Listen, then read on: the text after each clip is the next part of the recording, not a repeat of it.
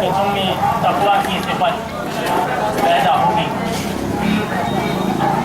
چند مقرر دنوں کے روزے ہیں، اگر تم میں سے کوئی بیمار ہو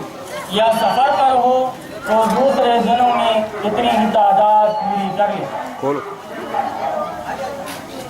اور جو لوگ روزہ رکھنے کی قدرت رکھتے ہوں پھر نہ رکھیں تو وہ فدیہ دیں، ایک روزے کا فدیہ ایک مسکین کو کھانا کھلانا ہے۔ اور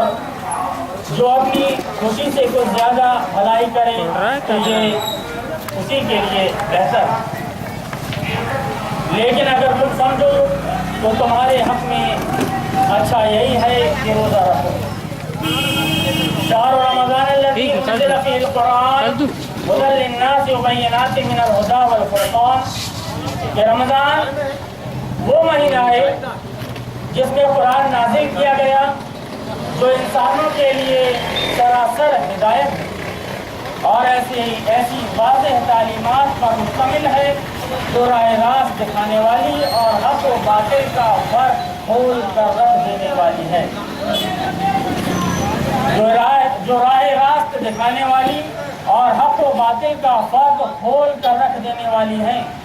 لہذا اب سے جو شخص اس مہینے کو پائے اس کو لازم ہے کہ پورے مہینے کے روزے رکھے،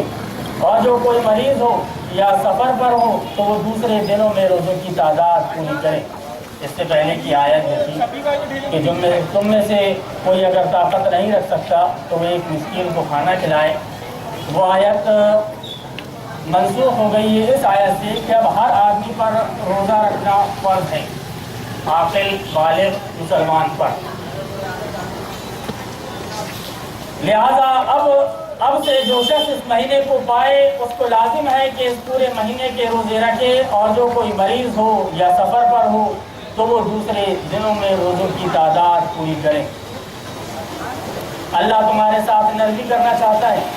سختی کرنا نہیں چاہتا، اس لیے یہ طریقہ تمہیں بتایا جا رہا ہے تاکہ تم روزوں کی تعداد پوری کر سکو، اور جس ہدایت سے اللہ نے تمہیں سرفراز کیا ہے اس پر اللہ کی کبریائی کا اظہار اور اعتراف کرو اور شکر گزار کرو۔ معزز سامعین کرام، یہ چند آیتیں تھیں سورہ بقرہ کی جو رمضان المبارک سے متعلق ہیں۔ اس میں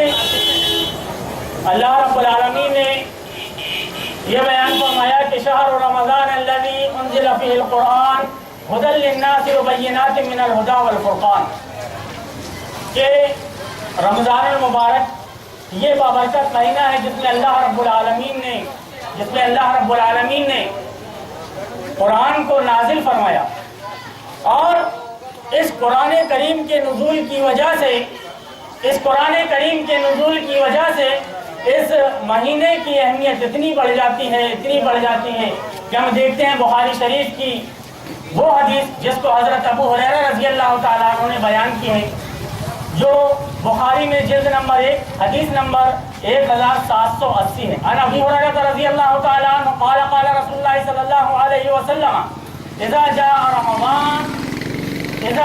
رمضان فتحت ابواب الجنہ، کہ جب رمضان کا مبارک مہینہ آتا ہے تو جنت کے دروازے کھول دیے جاتے ہیں۔ اسی کے بعد میں کتاب الصیام بخاری کی جلد اول اور حدیث نمبر 1781 کے اندر حضرت ابو ہریرہ رضی اللہ تعالیٰ عنہ کی دوسری حدیث ہے، اس میں بیان فرماتے ہیں کہ جب رمضان کا مہینہ آتا ہے تو جنت کے دروازے کھول دیے جاتے ہیں اور جہنم کے دروازے بند کر دیے جاتے ہیں، اور شیطانوں کو پابہ زنجیر کر دیا جاتا ہے، زنجیروں سے قید کر دیا جاتا ہے، جکڑ دیا جاتا ہے۔ میرے بھائیوں، یہ رمضان المبارک کا مہینہ اتنا بابرکت کیوں قرار دیا گیا؟ ہم قرآن کریم کی اس آیت کریمہ کو رمضان المبارک کے موقع پر اکثر سنتے رہتے ہیں کہ شہر رمضان الذی انزل فیہ القرآن ھدی للناس وبینات من الھدی والفرقان، یہ سورہ بقرہ کی آیت نمبر 185 ہے۔ اس کے اندر اللہ رب العالمین نے یہ بیان فرمایا کہ یہ بابرکت مہینہ وہ ہے جس کے اندر قرآن کریم کا نزول اللہ رب العالمین نے فرمایا اور قرآن کریم کے نزول کا مقصد یہ بتایا کہ ھدی للناس وبینات من الھدی والفرقان، یہ لوگوں کے لیے سراسر ہدایت ہے اور حق اور باطل کے درمیان میں فرق کر دینے والی ہے۔ تو حق اور باطل کیا ہے؟ حق اور باطل کیا ہے؟ قرآن کی نظر میں حق کیا ہے اور باطل کیا ہے؟ اللہ رب العالمین نے اس قرآن کریم کی وجہ سے اس ماہ مبارک بنایا، اس قرآن کریم کے نزول کی وجہ سے۔ ہم بڑے فخر کے ساتھ یہ تو کہہ سکتے ہیں کہ اس دنیا کے اندر سب سے زیادہ پڑھی جانے والی کتاب اگر کوئی ہے تو وہ قرآن کریم، اس میں کوئی شک نہیں۔ لیکن اگر ہم اس بات کے آگے ایک بات اور یہ کہیں کہ یہ امت مسلمہ کی سب سے بڑی بدقسمتی ہے، امت مسلمہ کی سب سے بڑی بدقسمتی ہے کہ سب سے زیادہ پڑھی جانے والی جو کتاب ہے اس کا ریکارڈ بھی اس بات پر ہے کہ وہ سب سے زیادہ تو پڑھی جاتی ہے لیکن بغیر سمجھے بوجھے، ریکارڈ بھی اس بات پر کہ بغیر سمجھے بوجھے پڑھے جانے والی یہ وہ کتاب ہے۔ آخر ایسا کیوں؟ ہم نے قرآن کریم کو کھول کر کے رکھا اور اس کو پڑھا نہیں، ایسا کیوں کیا ہم نے اللہ رب العالمین کی اس کتاب کے ساتھ؟ جبکہ ہم اگر سورہ محمد کی آیت نمبر 24 افلا یتدبرون القرآن کے اندر دیکھتے ہیں تو اللہ رب العالمین ہم سے یہ کہہ رہا ہے کہ قرآن میں غور و فکر کیوں نہیں کرتے؟ اگر ہم قرآن میں غور و فکر کرتے ہیں تو ہمیں یہ پتہ چلتا کہ یہ وہ کتاب ہے جو حق اور باطل کے درمیان فرق کرنے والی ہے، جو حق اور باطل کے درمیان میں تمیز کرنے والی ہے، جو حق کو الگ اور باطل کو الگ کر دیتی ہے، حق کو الگ اور باطل کو الگ کر دیتی ہے، جو تمیز کرنے والی، جو یہ بتانے والی ہے کہ حق کیا ہے باطل کیا ہے۔ اب ڈڈورا پیچھا جاتا ہے کہ حق یہ ہے اور باطل یہ ہے، حق یہ ہے اور باطل یہ ہے، لیکن ہم کو اسی کے تحت اس بات سے دور رکھا گیا کہ ہم قرآن کریم کو پڑھیں اور اس کو سمجھیں، دور رکھا گیا۔ اگر ہم کو حق اور باطل کو سمجھنا ہے کہ حق کیا ہے اور باطل کیا ہے تو ہم اس کو قرآن کے نظریے سے سمجھیں، قرآن کے نظریے سے سمجھیں۔ ہم نے قرآن کو پڑھنا اور اس کو سمجھنا چھوڑ دیا تو ہماری نظروں کے سامنے جو باطل ہے وہی حق بن کر کے ہمارے سامنے بیٹھا ہوا ہے۔ آج ہر مسلک، ہر فرقہ، ہر جماعت والا آدمی یہ کہتا ہے کہ میں حق پر ہوں، انا الحق کا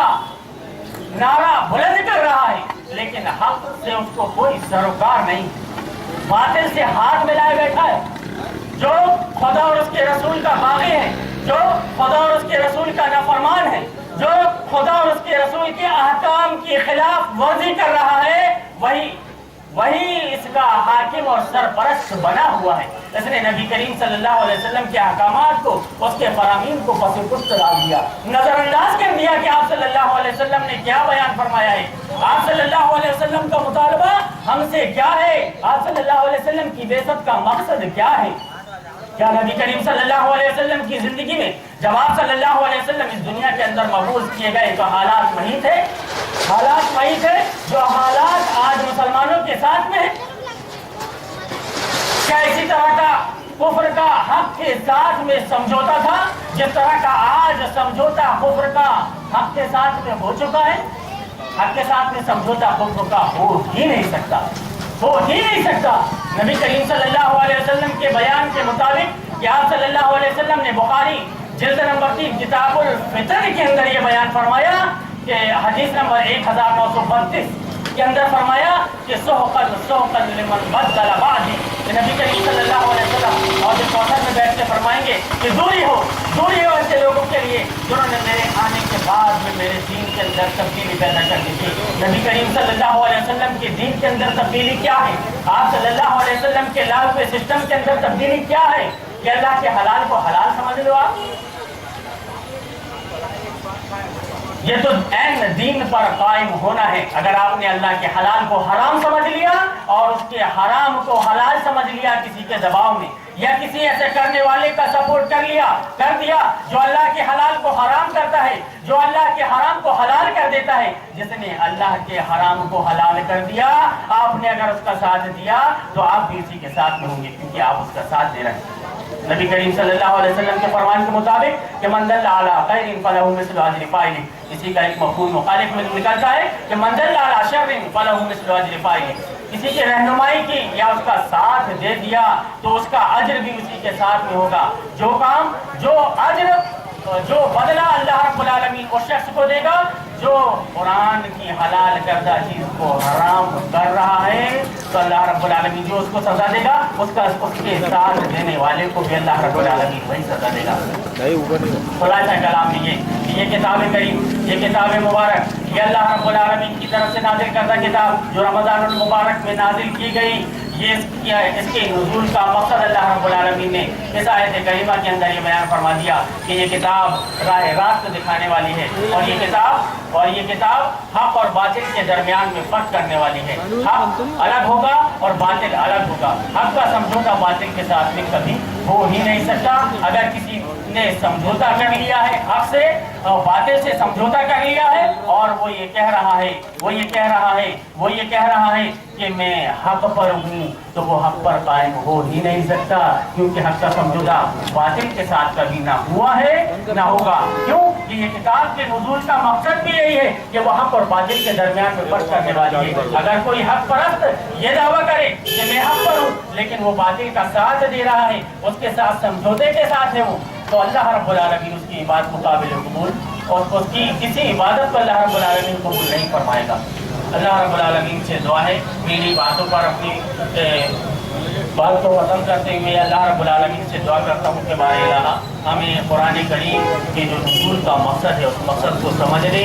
اور اس پر عمل پیرا ہونے کی توفیق عطا فرمائے۔ بارک اللہ لنا ولکم فی القرآن العظیم ونفعنا وإیاکم بالآیات والذکر الحکیم، انہ تعالی جواد کریم ملک ورحمۃ اللہ ورحمۃ اللہ۔